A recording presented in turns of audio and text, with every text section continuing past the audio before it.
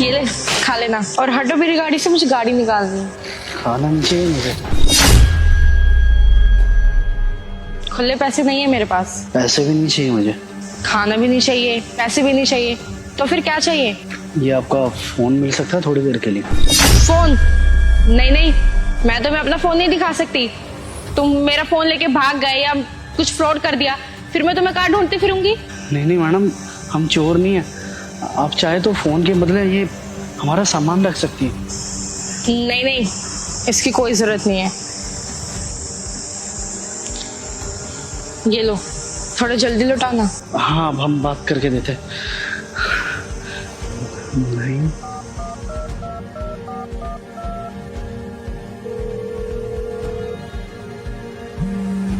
Unknown number. Hello. Hello भैया, प्रणाम। हम बोल रहे हैं, हाँ सोनीपत से बोल रहे हैं। अब क्यों किया है फोन? घर से तो बहुत रुतबे में चौड़े में गया था। अब क्या हुआ तेरे साथ? अगर तू घर पे आने की बात कर रहा है ना, तो घर पर वापस कदम मत रख देना। नहीं नहीं भैया, घर आने की बात नहीं कर रहे हैं। दरअसल हम जब यहाँ पर आए ना, तो बस में ही हमारा सारा सामान चोरी हो गया। आँख लग गया था हमारा, उसी में पैसा कौड़ी सब था। हम कह रहे थे ना कि जब तक यहाँ पे काम नहीं लग जाता, आप हमको 1000-2000 रुपये भेज दीजिएगा। जैसे लगेगा ना, हम आपको पैसा लौटा देंगे। 1-2 हजार की तो बहुत बड़ी बात है। मैं तुझे एक फूटी कौड़ी भी नहीं दूंगा। जब तू इस घर से निकला था, सारे रिश्ते नाते उसी दिन खत्म हो गए थे। आज के बाद तुझे फोन करने की कोई जरूरत नहीं है। हेलो भैया, काटती। धन्यवाद। क्या हुआ भैया, किससे बात कर रहे थे आप? गांव में हमारे भैया हैं, उनसे बात कर रहे थे। अच्छा, हाँ वैसे भी आप यहाँ के लगते नहीं हो। वैसे कहाँ से हो आप?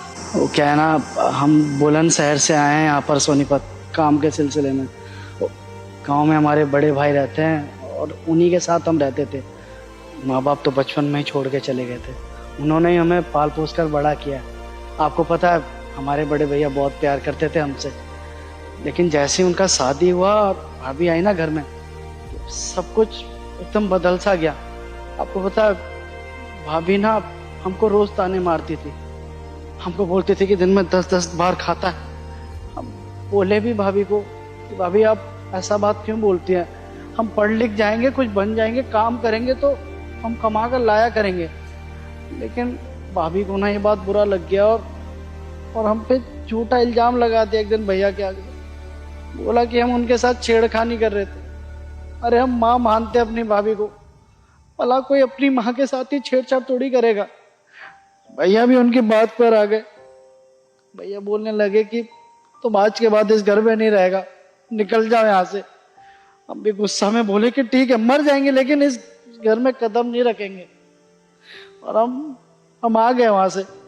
हमारे वहाँ पर एक छोटा सा साइबर कैफे है, वहीं पर हम जॉब के लिए अप्लाई भी कर दिए।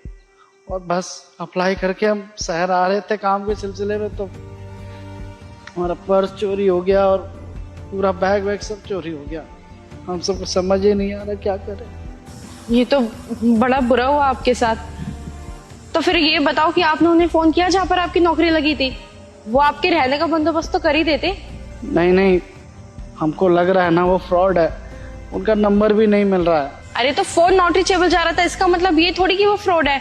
तुम एक काम करो, मेरे फोन से फोन कर लो उन्हें। नहीं, हमको सब समझ में आ गया। हमको लग रहा है ना कि वो लोग फ्रॉड ही है, वरना कोई काम लगवाने का पैसा थोड़ी मांगता जी। उन लोगों ने हमसे 13,000 रुपया मांगा था काम लगाने का। हम सोचे कि काम के सिलसिले में यहाँ आएंगे तो सारा पैसा रिकवर हो जाएगा, लेकिन हमको क्या पता था कि वो लोग फ्रॉड ही हैं।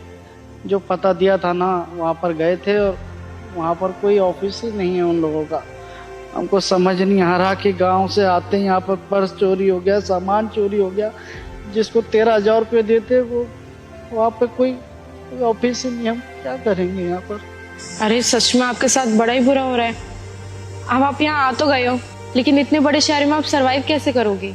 हमको भी नहीं समझ में आ रहा कि हम क्या करें क्या नहीं। देखते हैं, अगर कहीं काम मिल गया, कोई झाड़ू बर्तन का भी दे देगा तो हम कर लेंगे, और अगर शाम तक काम नहीं मिला ना तो देखते हैं कोई मंदिर गुरुद्वारे में रुक जाएंगे, कम से कम वहाँ एक वक्त का खाने का इंतजाम तो हो जाएगा। अरे भैया ये सब ना सिर्फ बोलने में अच्छा लगता है। आप मुझे ये बताओ, मंदिर गुरुद्वारे में आप कितने दिन खाना खा लोगे? कभी ना कभी तो आपको काम करना पड़ेगा ना। काम से याद आया, आप इस शहर में काम के सिलसिले से आए थे ना? क्या काम दे रहे थे आपको वो? हाँ, वो सुपरवाइजर के लिए बुलाए थे हमको। अच्छा, इसका मतलब आप पढ़े लिखे हो? हाँ, वो ग्रेजुएशन कर रखा है मैंने। अरे बढ़िया है फिर तो, मैं तो आपकी मदद कर सकती हूँ फिर। मदद? कैसी मदद मैडम? अरे वो क्या है ना, मेरी कंपनी में बैकएंड की जरूरत है। अगर आप चाहो तो मैं आपकी बात कर सकती हूँ वहाँ पर। हाँ, अगर हमको कोई 2-3 दिन तक काम समझा देगा ना तो हम कर लेंगे मैडम। हाँ हाँ, काम को इतना भी मुश्किल नहीं है, कंपनी तुम्हें सब सिखा देगी। और सैलरी तुम्हारी होगी 20,000, और तुम्हारा खाने पीने का रहने का भी कंपनी देख लेगी। अब बताओ, करोगे काम? हाँ हाँ, कर लेंगे मैडम। काम के सिलसिले में तो गांव से यहाँ आए थे, हमारे लिए तो डूबते को तिनके का सहारा हो जाएगा मैडम। आपको सच बताए, सुबह से बड़ा परेशान है। जैसे बुरा टाइम पे ना अंधा आदमी आसमान की तरफ देखता है ना और उसको कुछ नहीं दिखाई देता, ऐसे ही हमारे साथ हो जाता। अनजान शहर में कुछ नहीं दिखाई दे रहा था, लेकिन आप भगवान बनकर आई हैं भाई। आप जो काम देंगे हम कर लेंगे। बहुत बहुत धन्यवाद आपका। बस बस भैया, ये शुक्रिया तो बाद में कर लेना। और वैसे आपको देख के लग रहा है कि आपने सुबह से कुछ खाया नहीं है। आप एक काम करो, अपना सामान उठाओ और गाड़ी में बैठो। पहले कुछ खा लेते हैं, फिर मैं आपको कंपनी में छोड़ दूंगी। वहीं आपका खाने पीने का और रहने का भी हम बंदोबस्त देख लेंगे। ठीक, धन्यवाद। बैठो गाड़ी में।